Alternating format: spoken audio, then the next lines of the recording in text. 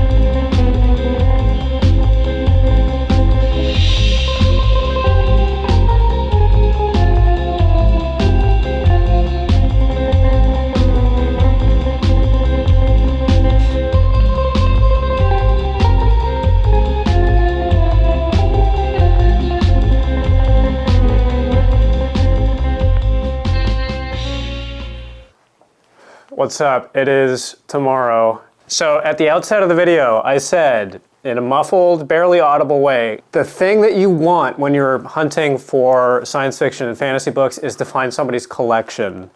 And I didn't think that it would happen, but we got there. We found what I believe to be somebody's stockpile, my stockpile now, of book club edition hardcovers.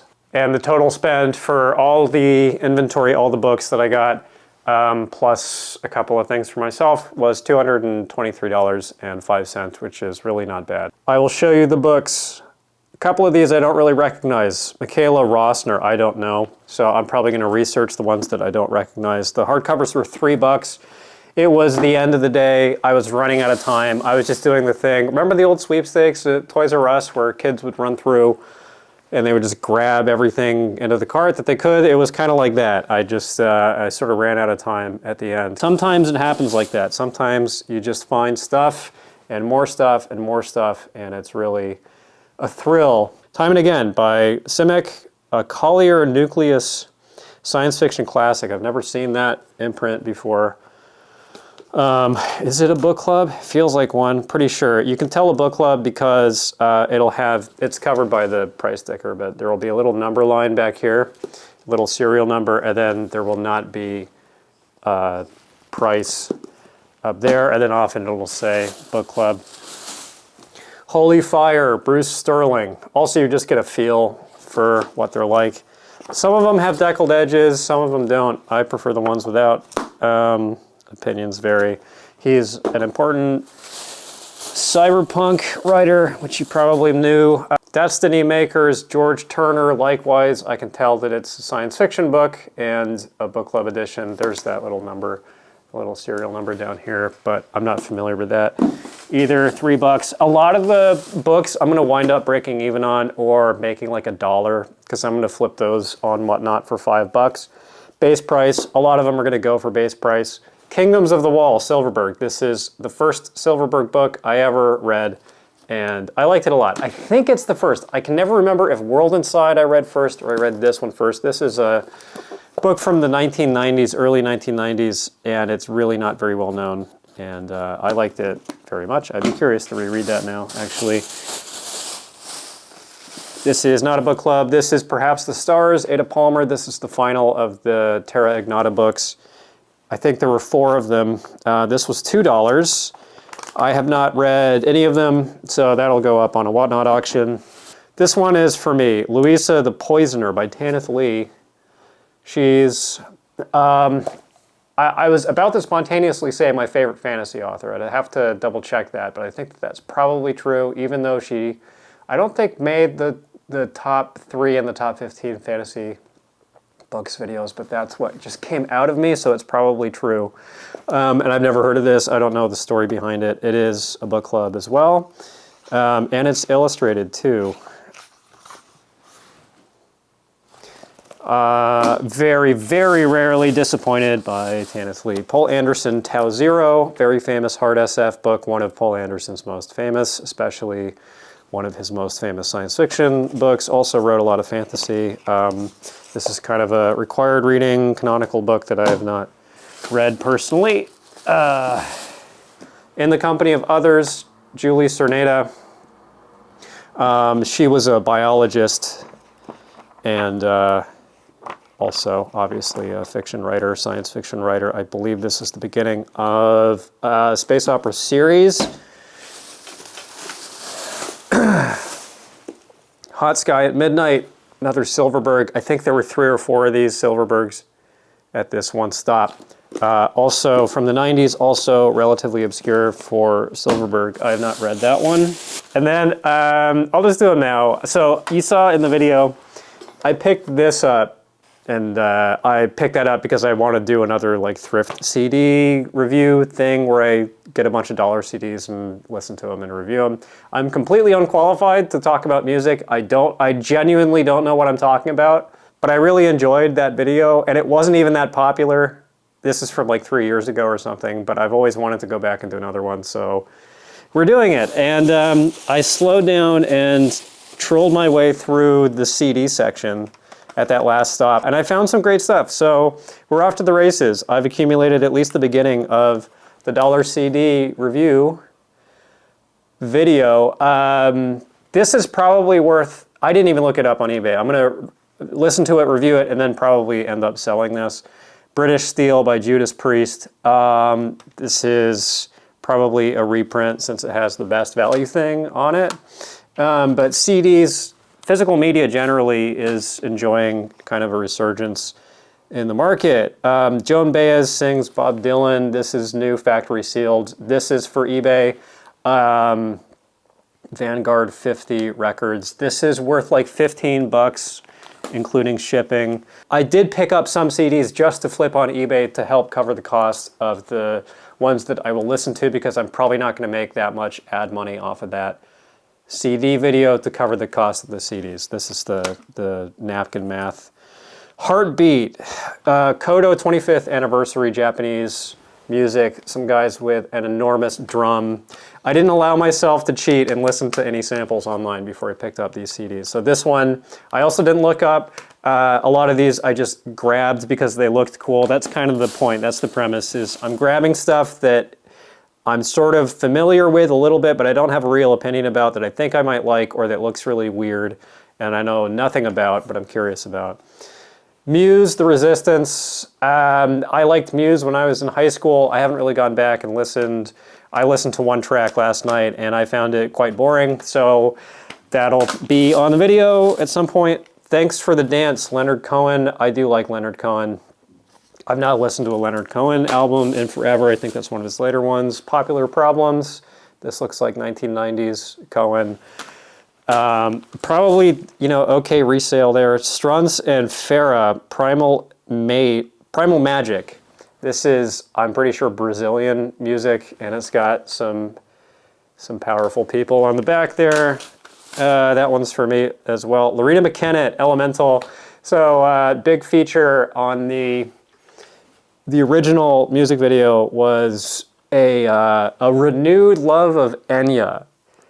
And I stood in valiant defense of her reputation as a musician. I think that she's really talented. I think her music is really beautiful. And Lorena McKennitt is a Canadian singer-songwriter.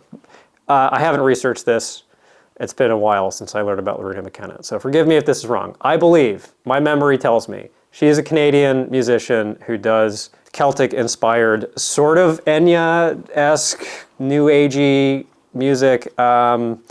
And she had a hit called Mummer's Dance, and she's sort of in that uncanny valley of, she's Enya-esque, she's in the genre, but I really don't know anything about her, and I think this is an earlier recording from her. This is copyright 1985.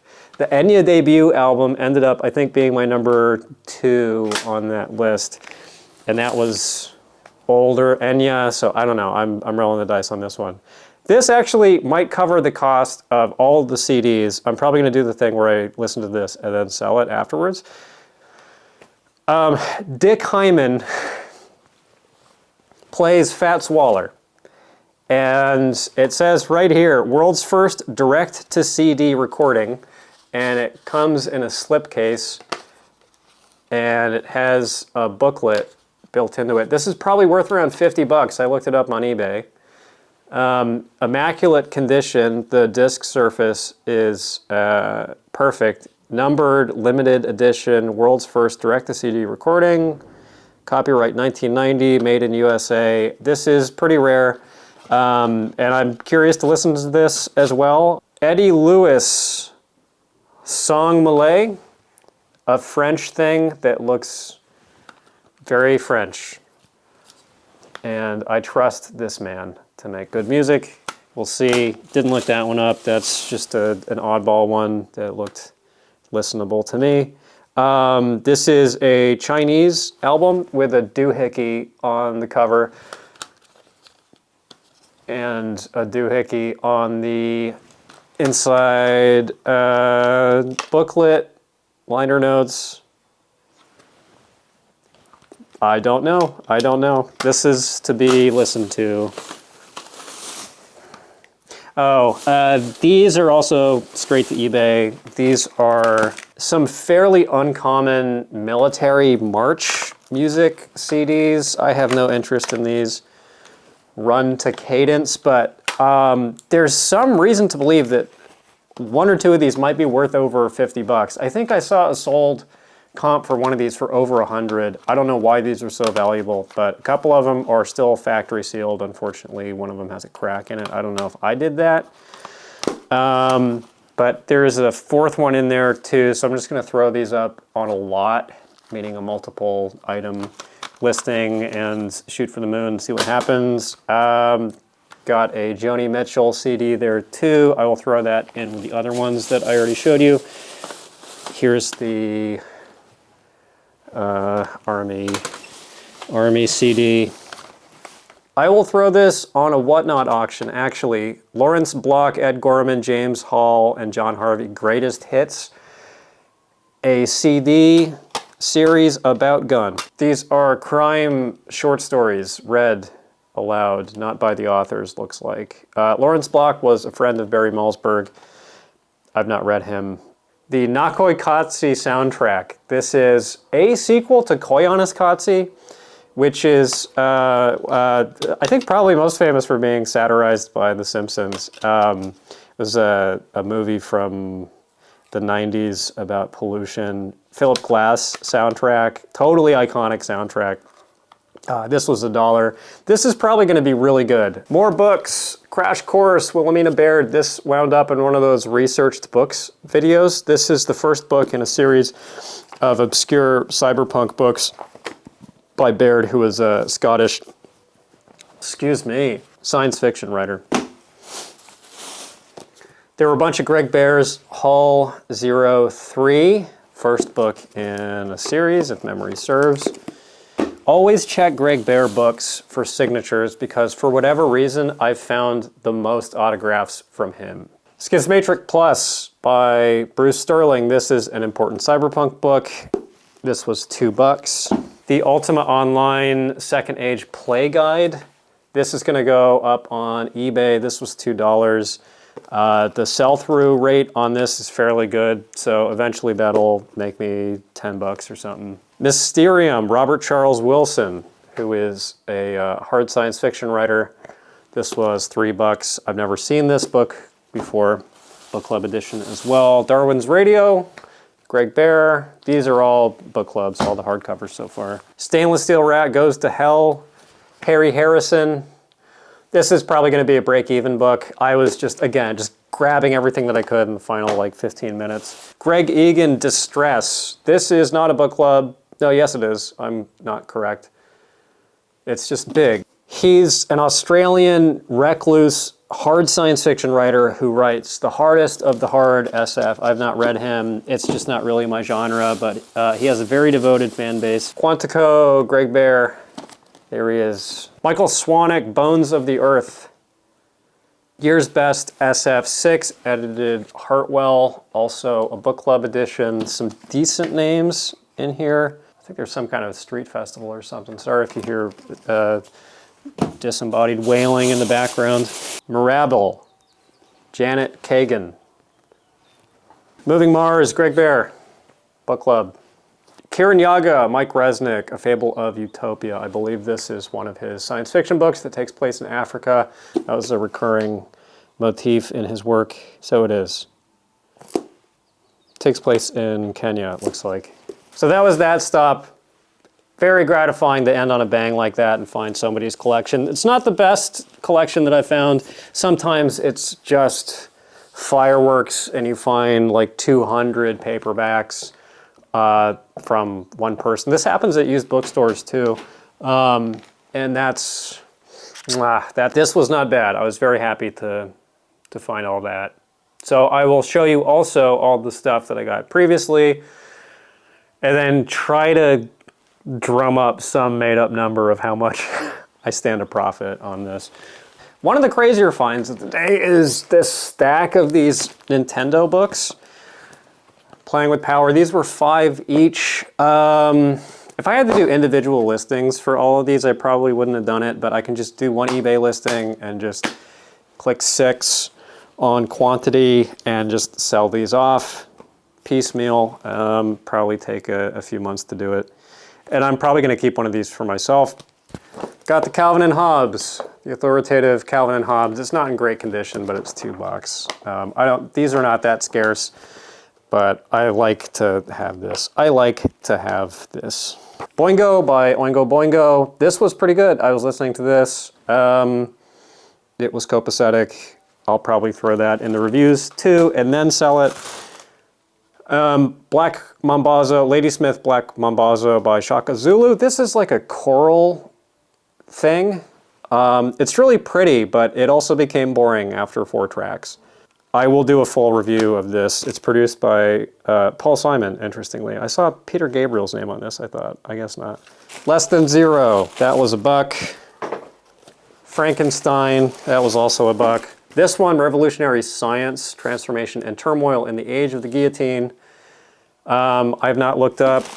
I might keep that, I might sell it. Agency, William Gibson in a hardcover. All Tomorrow's Parties by the photogenic William Gibson. From a Changeling Star, Jeffrey A. Carver, book club, hardcover, hard SF thing. The Man in the High Castle trade paperback. Never Let Me Go. My 6 Years of Internment, a book about life in the internment camps in World War II. I'm probably going to wind up keeping that for myself. We did actually get some of these vintage A formats. Those are the pocketbook size paperbacks that I like. These are my favorite to sell. They're my favorite to collect. They're my favorite to read. This is really kind of what I'm digging for when I'm digging for books. And I like these timescapes. Richard Cowper with 2 of them. That one's not a timescape. It's got the wraparound art. Conditions, not that great, but these were 95 cents. They wrote the price. Sorry, this one was $1.95 apparently. This one was 95. They wrote in grease pencil, just better than pen, but it is kind of annoying. Sword of the Dawn, Book 3 of Runestaff by Michael Moorcock, also 95 cents. Chronicles by D.G. Compton, great book, really, really good book, underrated book. I've read it. I think it's fantastic. If you like Ballard, then you'll probably like Compton in general, but especially that one. Man Without a Country, Kurt Vonnegut for Whatnot. Russian Criminal Tattoo Encyclopedia, Volume 3. Actually, let me look this up right now because I'm so curious. I feel like this is probably going to end up being worth like 25 bucks. I'm sort of right. It's selling anywhere from 15 to, I think the highest on eBay at the moment is 35. So that was a decent buy. My instincts served me fairly well, I think. The sell-through rate is not that fantastic. The Sunbound, Cynthia Felice, not familiar whatsoever. So I'm going to put that in one of the research boxes, a physical box of books that I intend to research and put in a haul video at some point. Wrinkle in Time and the trade paperback, vintage trade paperback. I would guess that would flip on Whatnot for like $6, $7. We'll see. The Free People's Village, a novel by Sim Kern, more contemporary. Solar Punk. There is a very funny Peter Watts speech on YouTube about his contempt for the term solar punk. No. He's talking about hope punk. I think solar punk is kind of directly adjacent to hope punk. Maybe everybody started throwing up when they were saying hope punk too much, so they flipped it to solar punk. I really don't know. I don't know the punks. I don't know the taxonomy, the tedious ass, meaningless sci-fi punk taxonomy. Kenneth Rexroth selected poems. I don't know. I might look this up on eBay, see if it is worth something. Probably just put that on Whatnot. The 4 Joni Mitchell CDs that will go on a lot, probably wind up making 20, 25 bucks for the whole thing. Adoru by Bill Gibbs. Big Bill Gibbs. Ignition, John Clark. This is probably actually worth 25, 30 bucks. It's an unassuming trade paperback, pop science thing. Ended up being quite valuable. Empire of Illusion by Chris Hedges. I remember this being good. Hedges, I remember most fondly as kind of the bête noire of the new atheists and the guy who kind of emerged out of the swamp with a knife in his teeth, ready to go to war with those guys for their covert, not so covert Islamophobia. Really interesting guy and the most depressing man on earth. But I've been a fan for a while. Brown Fang by Jack London with the stains. I think this is the only book that I would consider an actual bad buy. Unfortunately, it was $4. I'm not gonna sell the poo-poo book, so I'm probably gonna just literally put this out on the sidewalk in a bag for someone to take for free. Scent the Joy by D.G. Compton. This is one of my favorite finds of the day. This is $1. I like these Berkeley editions, these Berkeley paperbacks. This is a fairly well-known book from Compton, insofar as he has well-known books. Treasures from the Journal of Discourses. This is a Mormon book, I think. I really don't know. There's no, copy on the back. It looks like print on demand. It looks like nothing, but religious books can hold quite a lot of value, and that seems like a winner. There were probably more there, but there were just so many religious books, and a lot of them didn't have barcodes, and you have to sit there and tediously punch it in by the title and author and eBay and do the comp research, which is whatever. It's worth doing, definitely, especially if you're focusing primarily on selling stuff on eBay, which is no longer my main income source. If it was, I would sit there and I would look through everything because that's the job. Herland, Charlotte Perkins Gilman, and the Dover Thrift, which retails for $3.50. I probably got this for $1. That's right, it was at Goodwill, which lowered their prices. I still can't believe it. I still get a little high off of that. I've never seen that before.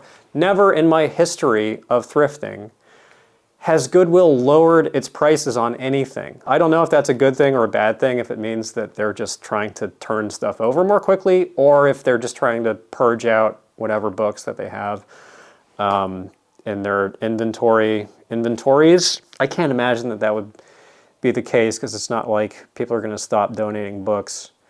That first stop that I said was gonna be a cheater at Goodwill ended up having maybe like a quarter of the book inventory as it used to. It used to be a proper like Goodwill bookstore. There used to be 4 of them in San Diego, to my memory, at least 3, I think 4.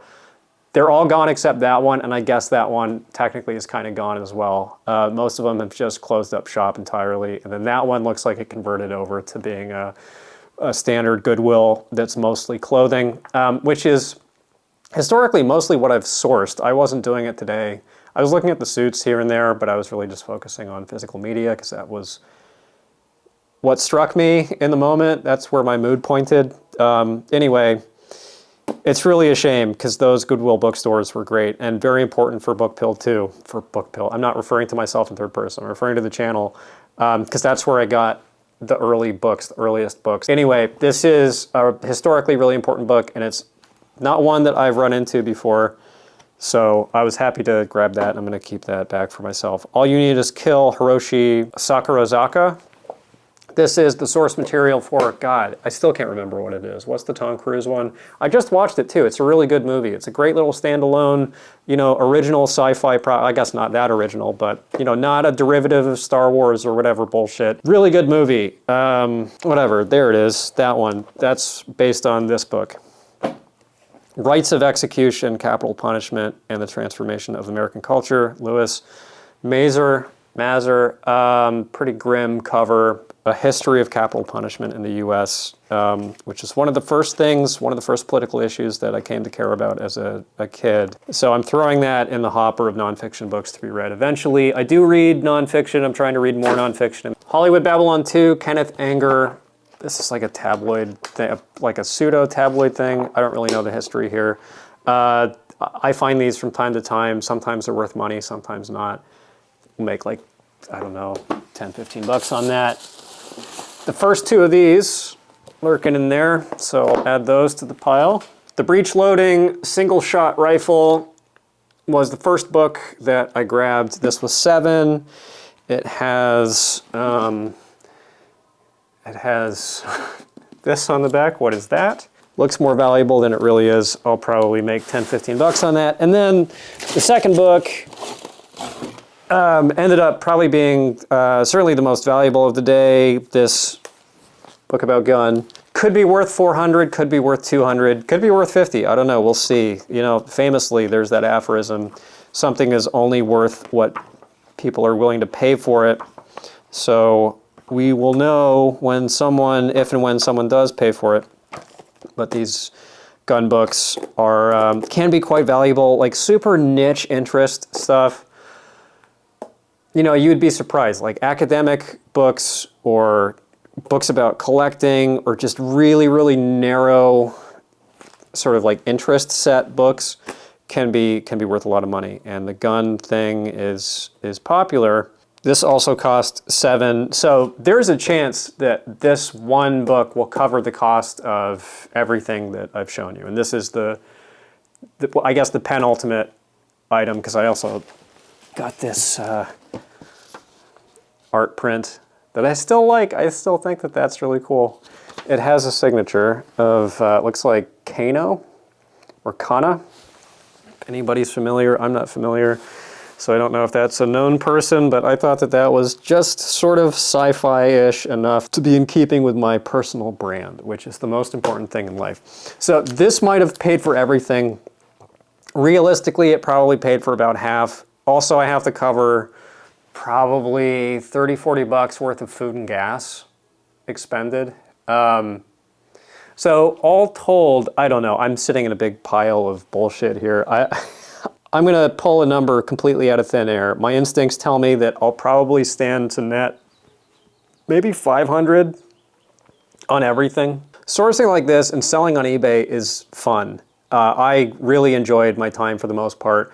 As it gets later in the day, it gets more crowded, and as you get more tired, definitely it can fray on your nerves. Quite literally, apparently I was experiencing some weird like nerve sensations in one of my feet by the end of the day, because I am no longer conditioned to be on my feet for 8 straight hours or more. One time I went thrifting for 13 straight hours because I get in the zone and I just go and go and go and go and go.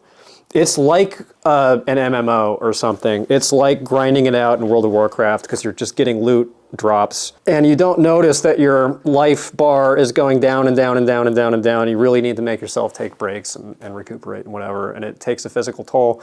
The amount of time that it takes to list this stuff and sell it, it's not like this is super easy money. It's not like I'm sitting on just a big pile of gold coins. If you want more discussion of like the nuts and bolts of reselling, I actually started on YouTube as a reselling YouTuber. I had a channel called Thrift a Life. I may eventually go back to putting videos up there, but I just am a little bit overwhelmed in terms of time commitment, and I have a lot of plates to spin doing this, keeping everything going. So I don't know. That's a question mark, but I have a ton of videos up there talking about the math and the process and the lifestyle of reselling, going into detail about a lot of this stuff, and the picture has not really changed appreciably. I mean, it's just the same maneuver. You find something that's kind of cheap and you find a delta in value of it's going to be worth the amount of time and effort to extract the profit from this thing, and there's a reasonable amount of risk associated with that profit